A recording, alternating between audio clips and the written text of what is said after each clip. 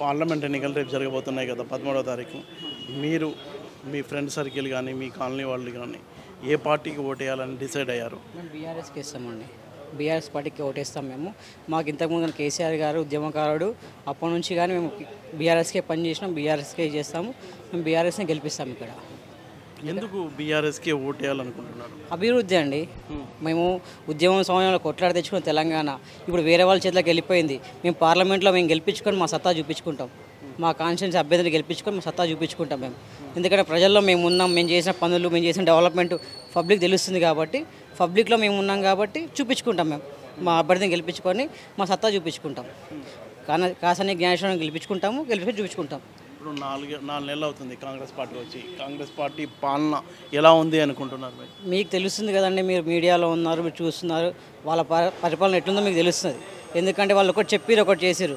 వాళ్ళు ఏమన్నారు, మేము ప్రతి ఒక్కటి డెవలప్మెంట్ చేస్తున్నాం, ప్రతి ఒక్కటి పథకాలు అన్నారు. ఏ పథకాలు కూడా ఇప్పటిదాకా లేదు.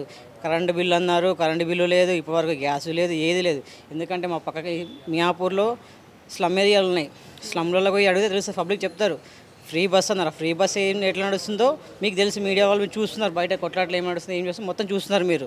గ్యాసులు ఎవరికి రావట్లేదు. 200 కరెంట్ లిమిట్ అన్నారు, 200 యూనిట్లు కూడా వస్తలేదు. 200 యూనిట్ దాటిందంటే మళ్ళీ బిల్లు వస్తుంది. అంటే ఇప్పుడు ఎండాకాలం అండి, ప్రతి ఒక్కరు ఈ కూలర్లు వాడుకుంటారు, మధ్య వాడినా సరే కూలర్లు వాడుకుంటారు, ఫ్యాన్లు ఉంటాయి. 200 యూనిట్లు దాటితే మళ్ళీ బిల్లు వచ్చేస్తుంది. 200 యూనిట్ ఫ్రీ అన్నారు. అది మొత్తం గేమ్ అంతా స్కామ్, అదంతా మొత్తం స్కామ్. రేవంత్ రెడ్డి స్కామ్, మొత్తం స్కామ్. అదంతా ఫేక్, అన్ని ఫేక్ హామీలు చెప్పి గవర్నమెంట్లోకి వచ్చారు అంతే. ఇప్పుడు శేర్లింగంపల్లిలో కాసాని జ్ఞానేశ్వర్ గారికి ఎలా ఉంది? పబ్లిక్ మొత్తం అందరూ కాంగ్రెస్కి యాంటీ ఉన్నారు. కంపల్సరీ కాసాని జ్ఞానేశ్వరాన్ని గెలిపించుకుంటారు, 100% గెలిపించుకుంటారు. బీజేపీతో పోటీ ఎలా ఉందండి ఇక్కడ? బీజేపీది అంటే ఇక ఆయనది వాళ్ళది మనం చెప్పలేం. కానీ ఇప్పుడు మాకు కాంగ్రెస్కి బీఆర్ఎస్కే పోటీ ఉంటుంది. బీజేపీ గురించి మాకు అవసరం లేదు. ఎందుకంటే బీజేపీ అభ్యర్థి మా దగ్గర పనిచేసి పార్లమెంట్కి పంపించిన అభ్యర్థి, కాంగ్రెస్లో ఉన్న అభ్యర్థి మా దగ్గర పనిచేసి కాంగ్రెస్ పార్లమెంట్ పంపించిన అభ్యర్థి. ఇప్పుడు ఉన్న ఆయన కూడా మేము పంపిస్తాం. హ్యాట్రిక్ కొట్టిస్తాం మేము ఇక్కడ, 100% హ్యాట్రిక్ కొట్టిస్తాం. ఇప్పుడు తెలంగాణ వచ్చినప్పటి నుంచి 2 సార్లు ఇక్కడ బీఆర్ఎస్ గెలిచింది. బీఆర్ఎస్ గెలిపించిన ఇది 3వ సారి హ్యాట్రిక్ కొడుతుంది. ఓకే, మీరు ఏ పార్టీకి రిపోర్ట్ అయిపోతున్నారు? మేము బీఆర్ఎస్కే చేస్తాం. బీఆర్ఎస్కే. ఎందుకు బీఆర్ఎస్కి ఓటేయాలనుకుంటున్నారు? బీఆర్ఎస్ రైతు బంధు, రైతు బీమా, కళ్యాణ లక్ష్మి ఇవన్నీ కూడా చేసింది. ఇప్పుడు కాంగ్రెస్ గవర్నమెంట్ వచ్చి అవన్నీ కూడా ఏవి అమల్లోకి తీసుకురాలేదు కాబట్టి చాలా నష్టపోతున్నాం. మేము అందుకొరకే బీఆర్ఎస్కే ఓటేస్తాం. ఈ 4 నెలల కాంగ్రెస్ పాలన ఎలా ఉంది అనుకుంటున్నారు? ఏం బాగాలేదు. ఎందుకు బాగలేదు అనిపించింది?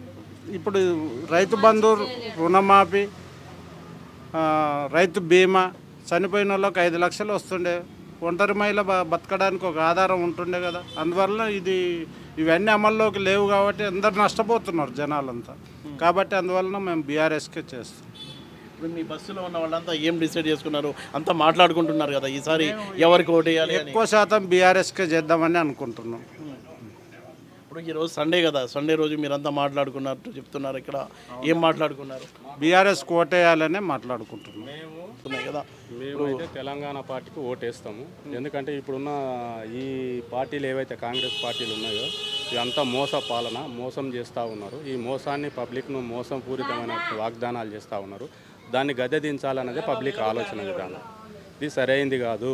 ప్రజలను మోసం చేయడం అనేది సరైంది కాదు. 6 పథకాలు పెట్టిండు, ఒక్కటి అమలు కాలేదు. ఆ సిద్ధాంతాలను మానుకోవాలని రేవంత్ రెడ్డికి పబ్లిక్గా మేము చెప్తున్నాం.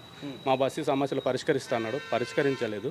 పేదవాళ్ళను పట్టించుకున్న నాతుకుడే లేరు. ఈరోజు ఛానల్ వాళ్ళను కూడా ఎంతో ఇబ్బంది పెడతా ఉన్నారు. ఇది దుర్మార్గమైన పాలన దింపాలన్నది ఆలోచన విధానం.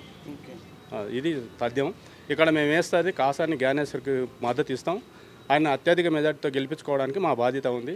మా బీసీ వర్గ సభ్యుడు మాకు న్యాయం చేస్తాడన్న గ్యారంటీ మాకుంది కాబట్టి మేము చేస్తాం. మా ఆలోచన విధానం కాలనీ వైస్ ప్రెసిడెంట్గా చెప్తున్నాం.